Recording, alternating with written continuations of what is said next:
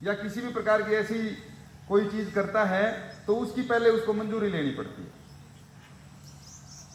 उसे उसकी इजाजत नहीं है, यानी प्रकृति के साथ कोई छेड़छाड़ नहीं कर सकता। ये हमारी धरोहर है। पेड़ पौधे लगाना, उनको सुरक्षित रखना। नदी के किनारे, सड़कों के किनारे बहुत सारे पेड़ हैं, लोग काटते रहते हैं, वो सरकारी संपत्ति है। हमारे भवन हैं, लोग उनको तोड़ते रहते हैं, उनकी केयर नहीं करते, वो हमारी सरकारी संपत्ति है। एक नागरिक का कर्तव्य है कि वो अपने देश की संपत्ति के प्रति, अपने देश के विकास के प्रति जागरूक रहे और अपने देश के विकास में अपनी अहमियत रखे, अपना योगदान दे, तभी हमारा देश आगे बढ़ेगा और तभी हम अपने उद्देश्य को पूरा करने में सफल होंगे। इसमें एक था, आपने सुना होगा, जोड़। जोड़ नाम सुना है?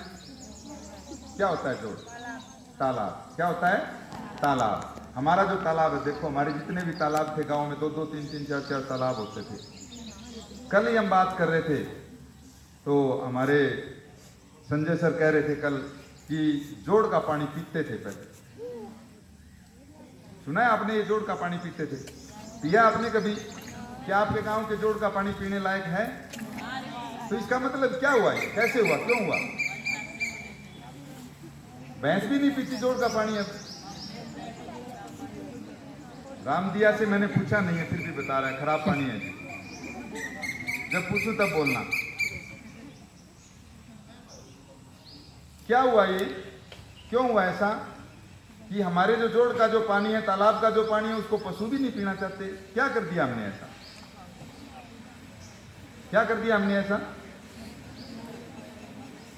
किसी की भी आवाज नहीं आई। कोई एक विद्यार्थी खड़ा होकर के बोले कि जोड़ के पानी को भैंस भी नहीं पीती, कारण क्या है?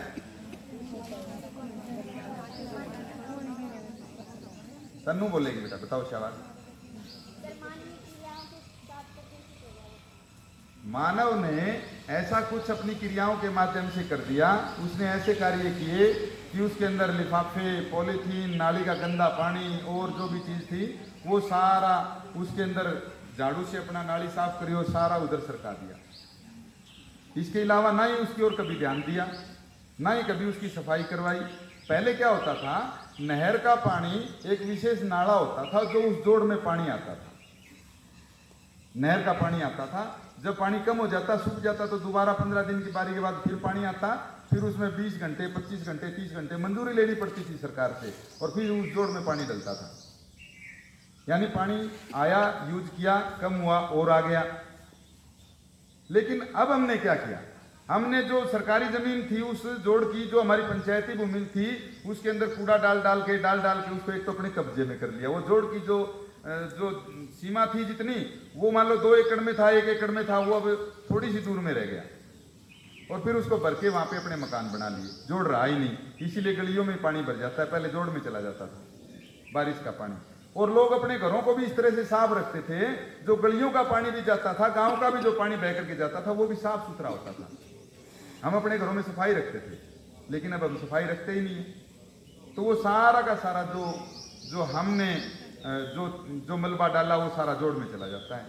इसीलिए वो पानी पशु भी नहीं पीते, अब वो किसी काम का ही नहीं है। तो उसकी तरफ यदि उसको एक अच्छी जगह उसको स्थापित किया जाए, उसको परिवर्तित किया जाए, नई जगह उसको खोद करके विशेष ध्यान दिया जाए, और उसमें रोजगार भी शुरू हो सकता है। जैसे मछली पालन शुरू कर दिया, उसमें विशेष केयर करने की जरूरत, सावधानी की जरूरत है, उस पर ध्यान रखे, पंचायत अपना ध्यान करे, सदस्य मनोनीत करके छोड़े, उस पर निगरानी करे उसकी। हो सके तो कांटेदार तार लगवा करके या दीवारी लगवा करके कोई गेट लगवा दिया जाए, ताकि कोई दिक्कत ना आए। और ऐसा ही भी हो जाएगा तो गांव का जो फालतू पानी है, जो गलियों में भरता है, नुकसान, जिससे नुकसान होता है मकानों का, गलियों का, वो पानी भी वहां जा सकता है। तो हमारे गांव में बहुत सी सरकारी जमीन है, बहुत से सरकारी भवन हैं, जैसे बैंक हैं, विद्यालय हैं, आपके पंचायत घर हैं। उनकी देखभाल करना भी, उन इमारतों की सुरक्षा करना भी हमारा फर्ज है, क्योंकि हमारे पैतृक संपत्ति है, वो हमारे बुजुर्गों ने हमें दिया। देखो आज आप जिस नीम के नीचे बैठे हो, ये कभी किसी ने लगाया होगा, छाया आज ले रहे हो आप, और ये कितना बड़ा पुराना ये नीम है, लेकिन आपको कई बच्चों को तो पता ही नहीं होगा किसने लगाया है। आज आप पेड़ लगाओगे तो आने वाली पीढ़ी उसके सुख को भोगेगी। जैसे आपने देखा प्राचीन काल में हमें पानी की कोई कमी नहीं थी, जहां मर्जी पानी ले लिया, पानी पी लिया। लेकिन अब आप जाते हो तो घर से निकलते ही पानी की बोतल चाहिए पीने के लिए, स्टेपनी पास में ही होनी चाहिए अपने।